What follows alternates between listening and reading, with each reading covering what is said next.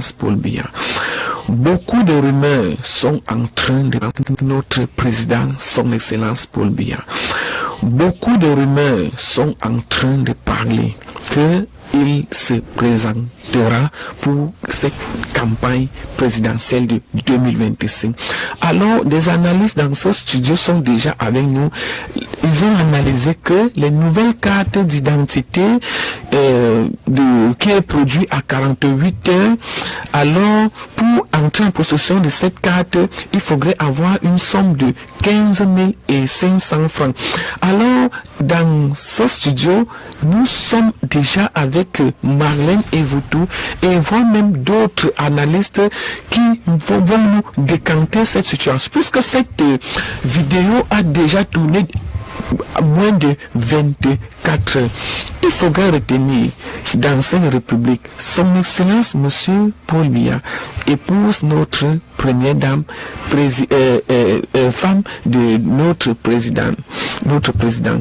Alors, vous avez vu ensemble le défilé qui a été fait le 20 mai 2024. Vous avez vu la revue des troupes qu'il a fait à 90 minutes. Beaucoup de Camerounais étaient surpris, scandalisés de voir un héros si fort debout. Alors, beaucoup ont fait des commentaires qu'il est prêt encore à se représenter et il pourra prendre. Alors, la lutte politique se passe entre Cabral Libi, Maurice Kamto et voire même d'autres hommes politiques. Samuel Eto'o a été appelé de soutenir notre président. Au point, la CAF s'est mêlée de l'accuser effectivement que la CAF l'a accusé d'occasionner, de corrompre la CAF l'a accusé de corrompre les Camerounais du régime du RDPC, de forcer les Camerounais de voter le régime du RDPC. C'est dû, la CAF a inventé une situation en disant que effectivement Samuel Eto'o fils a été accusé de trucage des matchs sportifs. On ne sait pas si c'est vrai, si c'est faux, mais il faudrait retenir ceci, que Samuel est un homme élu. Alors, même s'il arrive qu'il puisse soutenir le régime de Biya, ce n'est que normal, puisque la FECAFOOT, c'est le palais qui l'a placé. Et rien ne peut l'enlever, à part si son mandat inspire. Beaucoup font la rumeur court depuis un certain temps que Samuel sera président. Alors, est-ce qu'il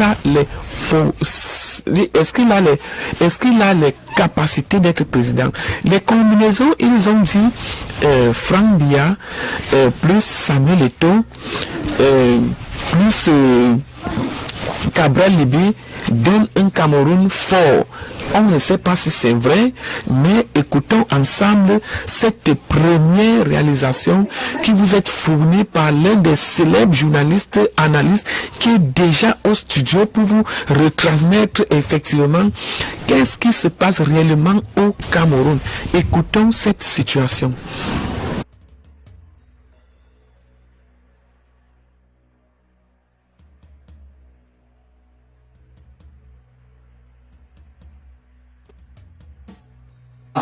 La fin du mandat pour demander, et à juste titre, les comptes à l'exécutif actuel. Sans attendre, ils cherchent à arrêter ce que nous faisons. Ainsi, ont-ils saisi la justice arbitrale pour obtenir l'élimination par voie judiciaire de celui qui les empêche de poursuivre la funeste œuvre qui a rendu notre football à sa plus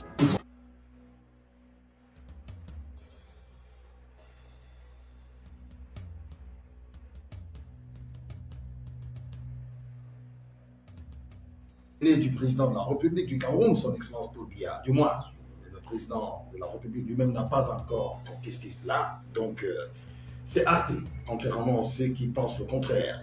Le président m'a fait une fois plus, j'ai envie de dire, l'amitié d'être là ce matin, en direct sur l'antenne. Je l'ai convié à une discussion sérieuse et pour répondre notamment aux différentes questions qui lui seront posées tout à l'heure concernant les sujets d'actualité. Vous savez qu'au Cameroun, on en a tellement. Le dernier sujet qui a retenu l'attention des Camerounais, c'est notamment la situation du football, principalement des Lions notables du Cameroun, avec l'équipe nationale Fagnon et la Fédération camerounaise de football. On ne parle pas de cela aujourd'hui. On va explorer d'autres chantiers. Parce que la page, même si elle n'est pas encore totalement là, mais les Lions ont livré 2 belles rencontres avec une victoire écrasante, 4 buts contre 1 face au Cap-Vert et 1 but partout face à l'Angola. C'est une belle performance quand on sait que ça remonte à des années aujourd'hui, que les Lions n'avaient plus remporté avec un score aussi important comme celui-là.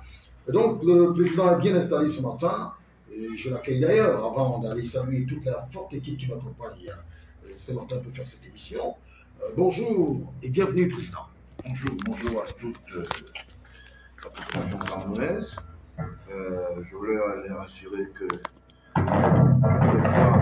toutes les fois où je serai requis à travers votre institution pour installer la diatribe de la communication, je n'hésiterai pas parce que naturellement, comme je le dis, il faut beaucoup féliciter les patriotes encore, et puis les institutions de communication aujourd'hui. Dans notre pays, on font comme dans les apartheids, ça veut dire que chacun a un clan défini par rapport à l'aumônerie financière, et puis un certain nombre d'ennemis se cachent derrière, les ennemis de la République. Donc, en fait, aujourd'hui, Noir et Dio, pour moi, est un tabloïd conséquent et sérieux, et c'est pour ça que j'y viens, parce que je suis très invité parfois dans d'autres médias. Je n'y vais pas parce que j'ai l'impression que c'est la cloche qui fait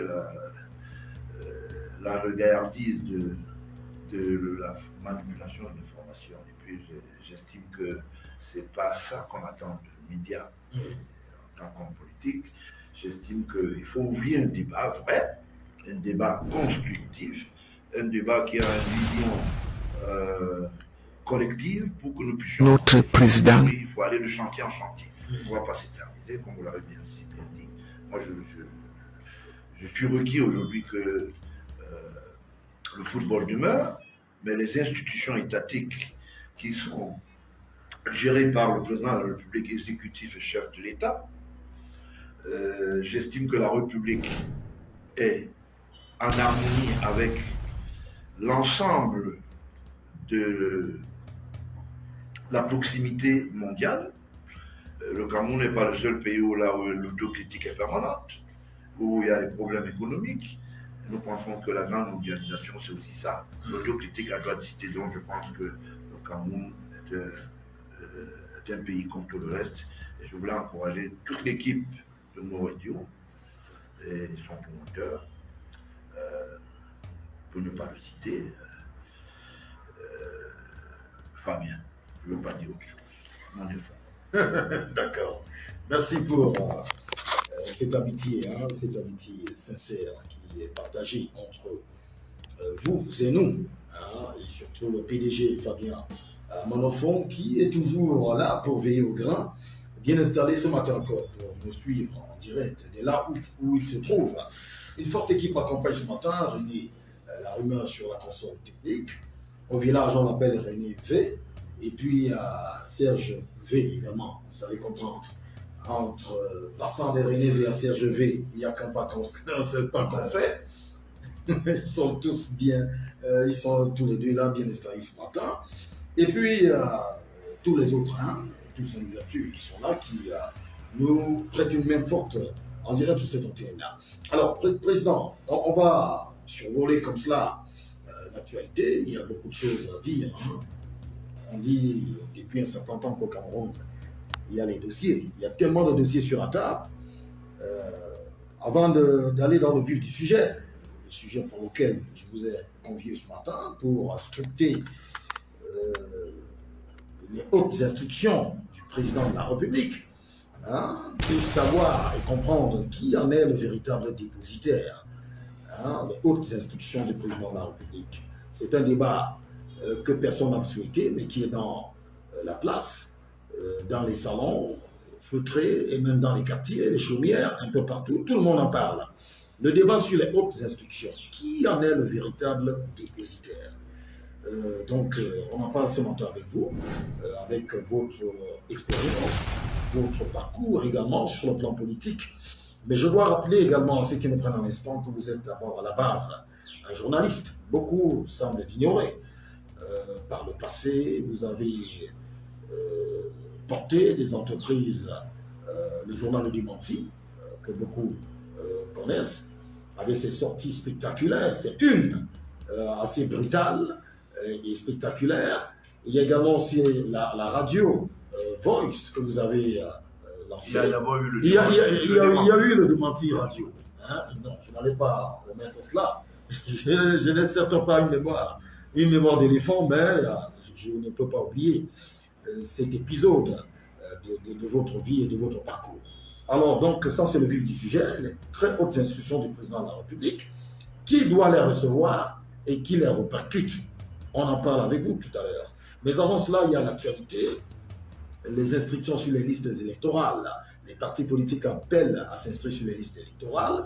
J'ai reçu un président d'un parti politique qui m'a fait comprendre hier que ce n'était pas le travail des partis politiques, ce n'était pas la responsabilité des partis politiques.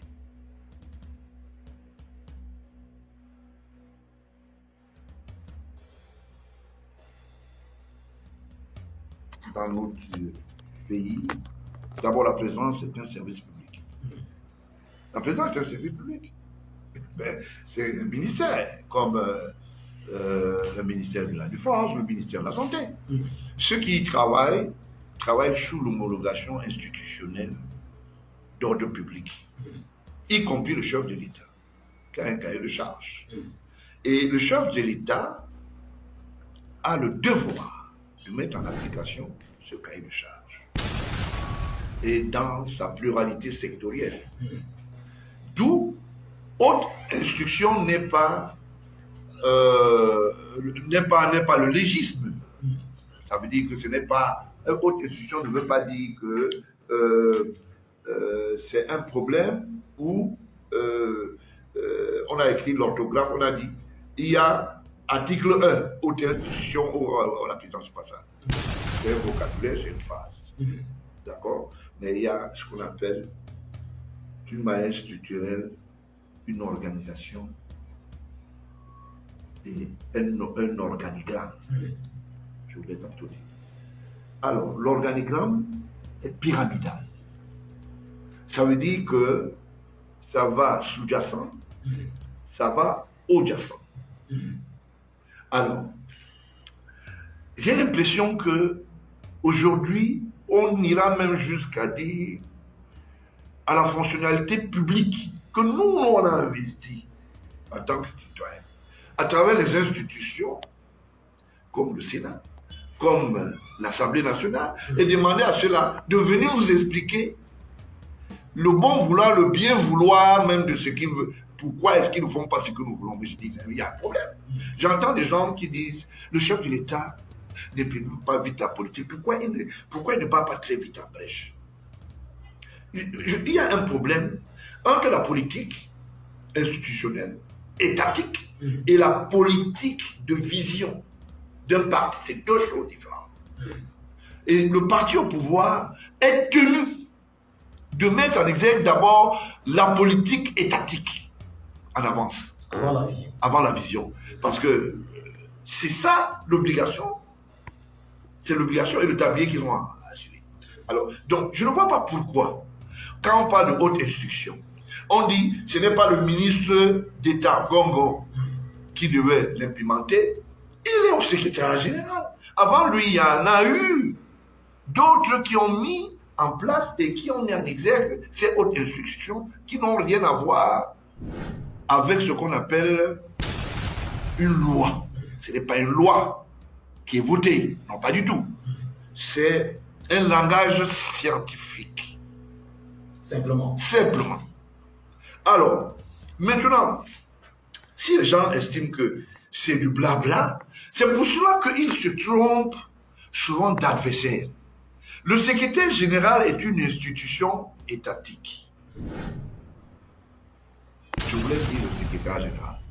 Et celui qui implémente maintenant la politique était Nétumé. Il s'appellerait M. Baola, il s'appellerait X ou R, il s'appellerait autre chose, ce n'est pas parce qu'il est là. Il met à l'application les textes de la République sous la diligence du chef de l'État. Il n'y a pas de violation de loi. Dès lors que les armoiries que vous voyez là, le drapeau là, quand il est debout là, ça veut dire simplement que les institutions sont debout. C'est pour ça qu'on parle des armoiries de rassemblement à travers le drapeau. Il y a un document qui a circulé dans les réseaux sociaux, je ne sais pas si vous l'avez lu, c'est une réponse d'un ministre en place, le ministre du Travail et de la Sécurité sociale, qui répondait à un blogueur, enfin un influenceur, c'est comme ça qu'on appelle vulgairement, un journaliste du web, Boris Berthold. Et dans cette lettre-là, moi je l'ai parcourue de fond en comble, il disait clairement que, parlant des hautes instructions, il disait qu'il connaissait la provenance des hautes instructions. Et il disait que dans cette lettre, je vais la retrouver tout à l'heure, il disait que cette haute instruction, il semblait dire que ces hautes instructions ne parviennent pas d'un seul endroit. C'est-à-dire, il y a plusieurs canaux à la présidence de la République. Oui. Vous parlez du ministre du Bois, oui, du ministre du Travail, c'est l'actuel, non? Oui, l'actuel, du ministre du Travail. Donc, il disait que les hautes, il connaît la provenance des hautes instructions. Oui, il connaît la provenance des hautes instructions. Répondant à Boris Berthold, c'est la lettre dans les réseaux sociaux, tout le monde, ceux qui l'ont parcouru ont pu capter quelque chose. Et il disait que les hautes instructions peuvent venir de plusieurs endroits. Il veut dire quoi? Que les hautes institutions peuvent venir, il a parlé, par exemple, de qui? Il a cité le service. Quelques services de la présidence de la République. Il a parlé du secrétariat général de la présidence de la République. Il a parlé du cabinet civil de la présidence de la République. Il a parlé même du premier ministère. Il dit que le président de la République peut communiquer au travers de ces services-là et transmettre ses hautes instructions. Ceux qui veulent faire croire que ces hautes instructions partent d'un seul endroit, c'est-à-dire du secrétariat général de la présidence de la République, se trompent lourdement. D'après cette missive du ministre du Travail. Je peux vous répondre déjà au premier volet là. Il faut qu'on ait du temps. Parce que vraiment, mais c'est grave quand le ministre du Travail dit ça. Il devient dubitatif comme quelqu'un qui a fait passer un communiqué, un faux communiqué en tant que ministre de la Communication. Il répondait en... Non, il répondait en... Non, mais c'est très dangereux ça. Vous êtes membre du gouvernement, vous créez la diversité pour dire que les hautes instructions peuvent parvenir d'un autre seuil. Ça veut dire que lui, le ministre du Travail, c'est un ami. Peut un jour nous dire, sur haute instruction du chef de l'État, on a demandé qu'on fasse le bracelet du Cameroun. C'est ce qu'il veut dire. Où est la hiérarchie gouvernementale? Où est la pyramidale institutionnelle en ce qui concerne le fonctionnariat? Mais on a vu tout un président d'une association privée, on ne va pas citer son nom, vraiment, accepter cette condition que je vous pose en direct là. On a vu tout un président d'une association privée transmettre les hautes instructions du président de la République à un ministre. C'est un analphabète qui n'était pas à l'école. Parce qu'il fait des choses qui ne sont pas son niveau. Je ne veux pas prononcer son nom parce que je pense que ça me fait du vomitif déjà. Surtout qu'il ne fait plus. Non, je dis vomitif parce que quand quelqu'un dit des choses, ça me dit, c'est pas une insulte. Je qualifie la chose. Si je ne le dis pas, ceux qui sont au quartier savent de quoi il s'agit. L'église de Tinga. Bon, voilà. Il y a plusieurs églises à Tinga. Il y a plusieurs églises. Il y a beaucoup d'aumôniers. Il y a une grande paroisse à Tinga. Voilà, ok. Je ne sais pas lequel. Mais c'est très grave ce que. Alors, ça veut dire que, en dehors de l'organigramme institutionnel, il y a un organigramme interne. C'est ce que le ministre me dit. Et il dit, ça peut partir, le chef de l'État peut appeler M. Atangandji, lui dit sur mes hautes instructions, ou bien il lui envoie un message, sur mes hautes instructions, on va à un deuil. C'est faux. Monsieur le ministre, c'est faux. Si vous voulez, faites un débat avec moi. Mais moi, je voulais... Laissez-moi parler. Laissez-moi parler. Je voulais vous poser une question claire. Oui. Qui reçoit les hautes instructions? Les hautes instructions dépendent du légisme scientifique du langage. Ça n'a rien à voir avec une loi, monsieur le ministre. Ce n'est pas une loi. Haute institution, c'est un langage scientifique, j'ai bien déterminé ici. C'est comme on peut vous dire que sur haute compétence, sur la haute compétence ou bien quoi que ce soit. Alors, qu'est-ce qu'il voulait nous dire? Il voulait dire, par exemple, que monsieur le Premier ministre peut recevoir les hautes instructions du président de la République, comme un chef de bureau peut recevoir aussi. Ça veut dire qu'il n'y a pas un organigramme gouvernemental. Ça veut dire que l'institution la plus haute ne serait pas le serment du chef de l'État. C'est de ça qu'il s'agit. Il faut que les gens arrêtent de croire que le cinéma qu'on fabrique souvent, les gens organisent les nuits de soirées, de ballons, de machins. On a invité la première dame. La première dame n'est pas une institution étatique, elle est une institution conditionnée et administrée par la proximité de son mari. Que les gens arrêtent. Quoi, que les gens arrêtent. D'accord? De dire oui, j'étais avec la première dame dans la soirée, elle m'a accordé beaucoup. La diligence, elle a tout le respect qu'il lui faut. Mais elle a la proximisation institutionnelle. C'est M. Biya qui donne ce qu'on appelle la rhétorique institutionnelle à sa femme. Et c'est pour ça qu'on l'appelle première dame. On ne l'a jamais dit présidente de la République. Que les gens arrêtent, ça c'est du bluff. Et la première dame, sachant cela, maintenant que les gens sont abandonnés à leur propre sort du bluff, ils commencent à dire la première dame est méchante. Vous voulez qu'elle quitte sa dérogation et ses responsabilités pour venir dire des choses, j'entends des choses, dire des choses. Ah oui, c'est la première dame qui donne les forces aux gens. Moi, je me pose des questions. Vous avez vu une lettre de la première dame qui a été,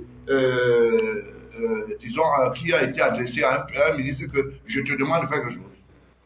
Ou qui a donné une instruction, même à un chef de bureau.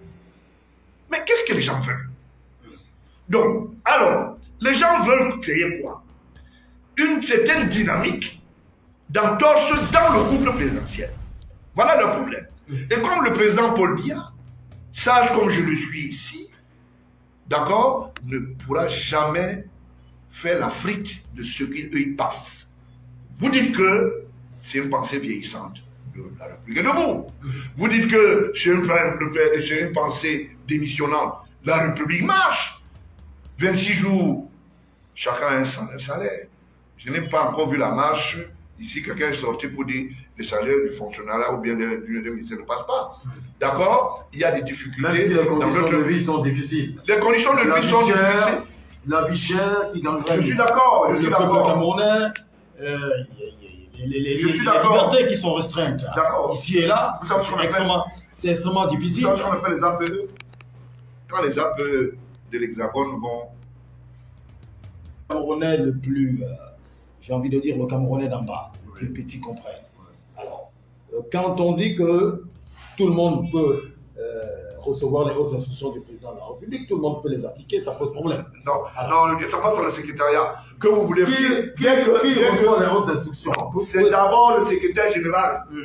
Les hautes directives ou hautes instructions, appelez comme vous voulez, quand ça vient du chef de l'État, ça passe par son secrétaire général. Ça ne passe pas par d'autres. C'est des conneries, les gens racontent n'importe quoi. C'est pour cela qu'il c'est un organigramme.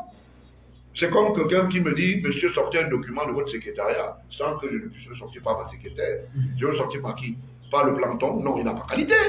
Vous comprenez à peu près? Donc, c'est de ça. Et les autres institutions, maintenant, demeurent. Hein? Et si les gens veulent contester, et qu'il y a un certain nombre de ministres qui pensent que le chef de l'État est fatigué, ils n'ont qu'à lui écrire, monsieur démissionnaire. Mais on a des ministres qui ont écrit contre les autres institutions. Je ne peux pas donner les noms. Non. Je veux voir mes enfants dans ne donnez pas le nom parce qu'il n'y en a pas. Parce qu'il y a des gens qui disent des choses sur le label. Moi, j'ai vu, je vais vous donner une information aussi. Allez-y. Peut-être que vous ne vous l'avez pas. Quand Cameroun Tribune a paru, le chef de l'État, lui, Cameroun Tribune permanemment. Pour le bon devoir, parce qu'il a été promoteur à l'époque, il était Premier ministre, il a même été éditeur. Je me suis écrit des articles sur n'importe quoi. Donc voilà, ok, je voulais vous le dire, et tantôt vous le dire. Quand il a lu la une, l'a demandé, je crois que les gens là, ils sont en train de penser autre chose. Il a posé la question à vous ou bien... J'ai mes sources, je vous les donne pas aussi. Pour vous dire simplement que ça l'a servi, il a rigolé, il a dit, mais c'est quoi cette histoire? Qui a fait ce genre de publication? Ah ben non, Ah, vous parlez de ce numéro qui donc, publie notamment donc Cameroun Tribune a osé mettre comme débat le staff, le nouveau staff. C'est ce numéro. Mais c'est le numéro. Le chef d'État a dit, mais dis non. Ah, c'est bien. Mais sauf que ça ne passera pas. Vous comprenez à peu près. Donc, que les gens ne veulent pas, je peux vous donner une petite information. Allez-y. Le chef d'État est de retour d'un deuil du côté du Gabon. Le deuil de Bongo. Je vous parle en tant que le fils aîné du chef d'État, parce qu'il n'a pas d'information. Il est dans l'avion avec un ministre, ou deux, trois ministres. Je ne vais pas citer leur nom, pour qu'ils se reconnaissent. Il dit, mais vous voyez, avec toute l'honorabilité dans lequel le président Bongo a été enterré, vraiment, c'est vivace, c'est bien. Ça, c'est très bien. Et un des ministres ou deux, à la sortie de l'avion, vont faire le commentaire. Il a dit qu'il ne va plus quitter. Vraiment, il ne va pas nous donner le pouvoir. Alors, quelques temps plus tard, il choisit dans son parti un des ministres qui était dans l'avion. Vous savez, l'homme le plus lancé, c'est le président Paul Biya. Bon, ok. Il devient secrétaire général du parti du RDPC. Alors, il organise une pandémie politique. Il fait venir deux personnes, deux blancs, comment vous appelez ça, au palais de congrès. C'était par rapport à une extraordinaire du parti. Et il leur donne la parole. Le chef de l'État, dans tout le bureau national, regarde, il dit non, on veut lire un peu. Et celui-là avait déjà entamé un dialogue avec sa famille. Hein? Sa famille, Bilal, le chef d'État a dit que c'est moi qui dois être là. Mais je sens que ce n'est pas ça qui va se passer parce que quand on rentre de ce deuil, je parle, le ministre la suit, ils savent que je sais. Mais ça, on dit souvent que je suis un chef d'État. Vous allez lire. Donc, alors, voilà. Vous dites ceux qui disent que vous n'êtes pas le fils du chef. Continuez. Vous allez lire comme les gens disent. Je parle comme au quartier, je vais sentir ce qui est. Alors, sachez que le chef d'État est d'abord un chef de famille. Avant d'être chef d'État, président de tous les Camerounais, investi d'une manière souveraine. Donc, le blabla que les gens parlent au quartier là, le chef d'État, je répète sur mon radio en exclusivité, a dit qu'il ne veut plus entendre parler de la dispute de haute instruction. Et que ces instructions ne souffrent d'aucune contestation. Et j'ai répété ça et j'ai toujours dit que ça ne changera pas. Ça n'a pas changé. D'accord? Donc, vous voyez, en plein vol, et quelqu'un est dans l'avion, il va dire, faire des commentaires au quartier, faire un certain nombre de choses. Un jour, le chef d'État est au courant qu'un ministre de la République a plus de 100 titres fonciers. Il dit vraiment, je ne comprends pas le pays ici. Le type là, il fait quoi avec 100 titres fonciers? Il était étonné. Mais quand on lui a dit que le type a acheté encore un immeuble du côté de Douala, à Maka, l'immeuble à Maka, il a dit merde. Toujours lui. Et après, on est venu lui dire, est-ce que tu sais que les émoluments de la gendarmerie sont passés par Campost et il y a plus de 500 millions. Il a pris cet argent, il est allé se balader au quartier, faire des affaires avec. Le chef d'État a encore dit, encore lui, il a mis en vacances. Le ministre est là en vacances maintenant. Il veut qu'on le mette au down. Avec tous les adroits là, mon frère, ça ne donne pas.